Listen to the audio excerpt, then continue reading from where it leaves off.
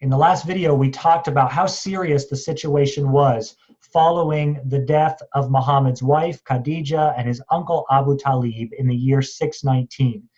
The persecution by the powerful members of the Quraysh tribe really increased following those two important events of the year 619, and many Muslims were forced to flee their homes and to live outside of the city of Mecca in tents.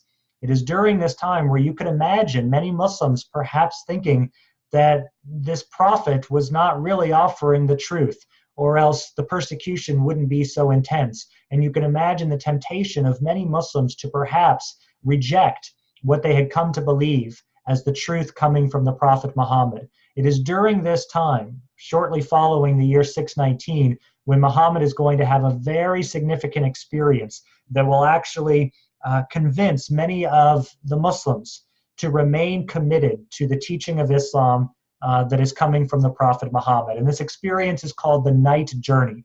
During one night, Muhammad experiences himself actually going from Mecca through the sky all the way to the city of Jerusalem. And from the city of Jerusalem, it is said that Muhammad on his horse actually goes up into the heavens, where he is able to actually meet many of the earlier prophets and even encounter God himself. And then he comes back to Mecca, and he experiences this all in one night, this miraculous journey. And when he tells people about it the next day, this experience helps to convince everybody that he is truly a prophet of God, and that they need to remain committed no matter how difficult the persecution becomes. With this courage and motivation and commitment that now people have to remain Muslims, Muhammad begins really looking for ways in which the Muslim community can survive the persecution of the Quraysh tribe. And at one point during Muhammad's time here, he is actually called to another city about 250 miles away from Mecca to help solve a tribal dispute. And Muhammad was very successful in that journey, and he came back to Mecca. And it's at this time, when things are getting really difficult for the Muslims in and around Mecca, that he actually decides to see if the Muslims can make the journey to that other city. But if they're going to do it, Muhammad wants to make sure that he is going to be in charge of that city and the surrounding areas, so that they don't have to perhaps face the persecution from people who do not accept the message. He needs to be given political power so that the true message of Islam can fully be expounded upon and put into a life of practice, not only by individuals, but by a community itself.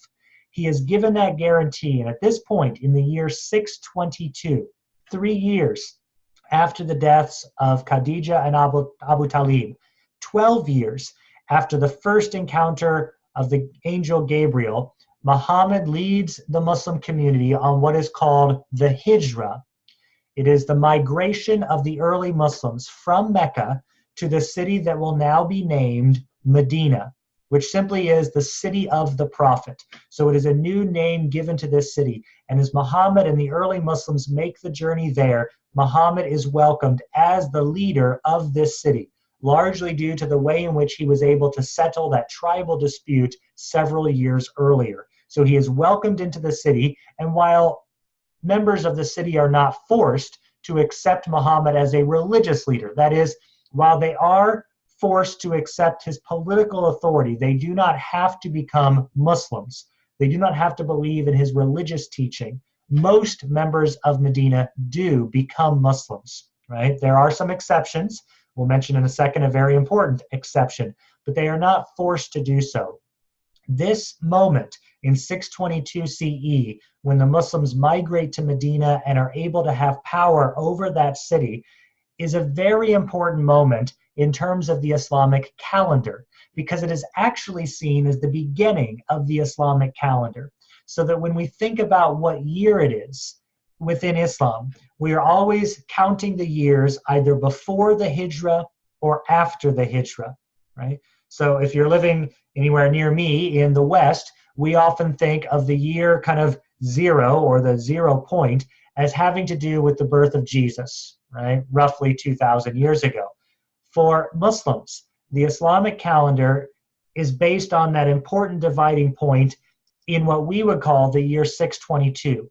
For Muslims, that is year one. So if you look at a Muslim newspaper or watch television coming from the Arab world especially, you will see the year not as 2018 or 19 or whatever it might be, but as 1400 and something. Now you can't just subtract 622 from the Western year, because the Islamic calendar is a lunar calendar, not a solar calendar like the Western calendar.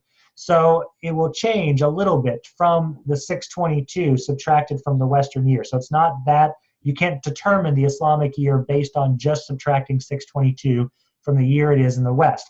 But this is seen as that dividing moment between the time before the Hijrah and the time after the Hijrah. This is the beginning of the Islamic calendar. And many of us might look back and say, well, this seems like a strange point. Why not pick 610 when Muhammad had his first encounter with the angel Gabriel and the revelations that would make up the Quran and would be the foundation of Islam begin? That seems to be perhaps a more logical point.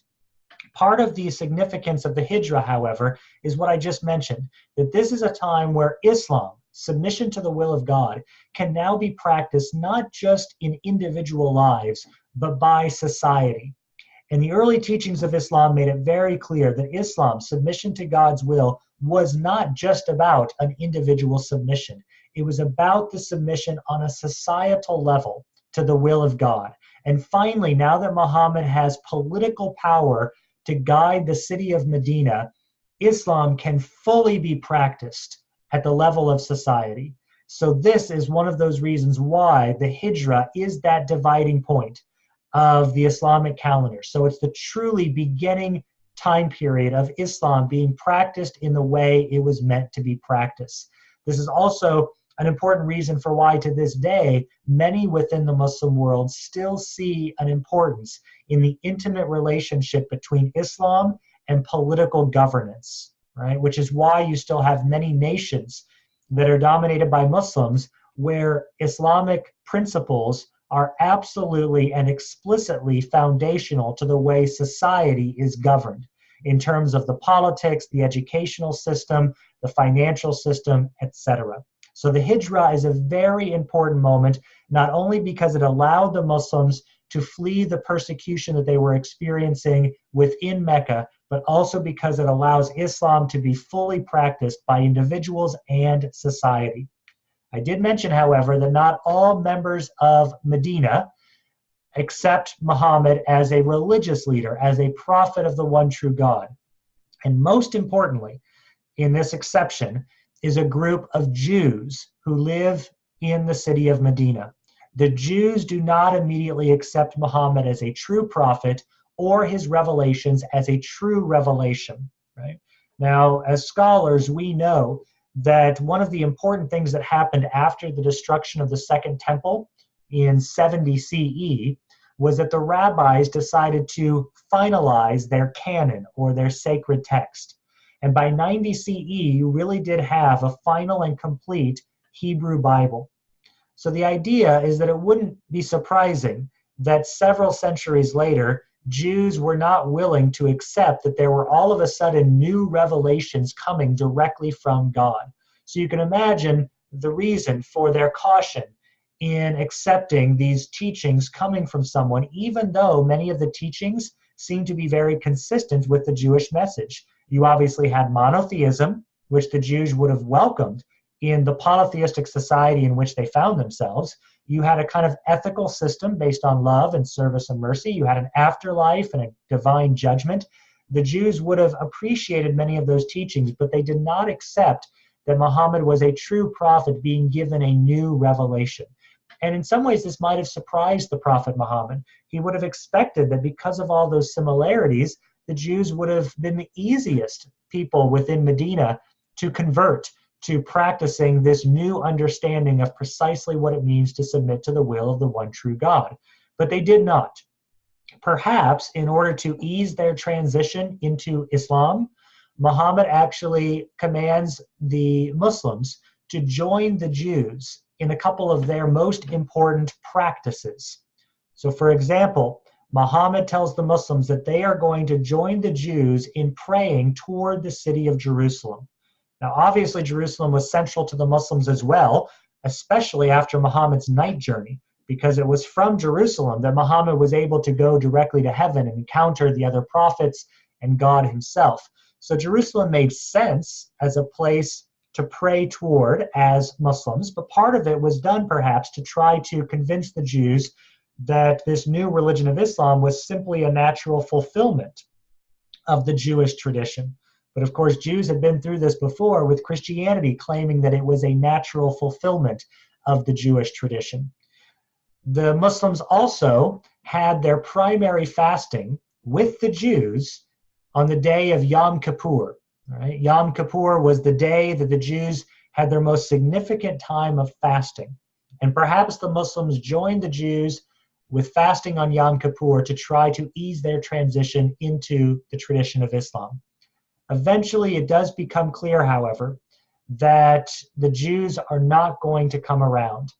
And eventually, Muhammad will even expel the Jews from Medina, because as he starts having battles with the Meccans, that we'll talk about in the next video, Muhammad perhaps believes that everybody in Medina needs to be on the same page, and therefore everyone really needs to be committed to the message of Islam as they try to spread that message and eventually try to spread it back to Mecca by defeating the Meccans who are battling them in military conflict. And once it becomes clear that the Jews are not going to accept the message of Islam, those practices are changed.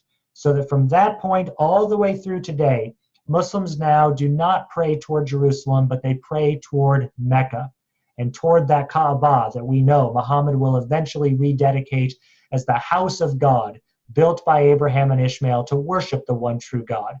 And they will no longer fast primarily on Yom Kippur, but their primary time of fasting will be during the month of Ramadan. And these will be a couple key features of what are called the 5 pillars that we will spend some time discussing later. But it's important to see how the relationship with the Jews changed during these early years in Medina.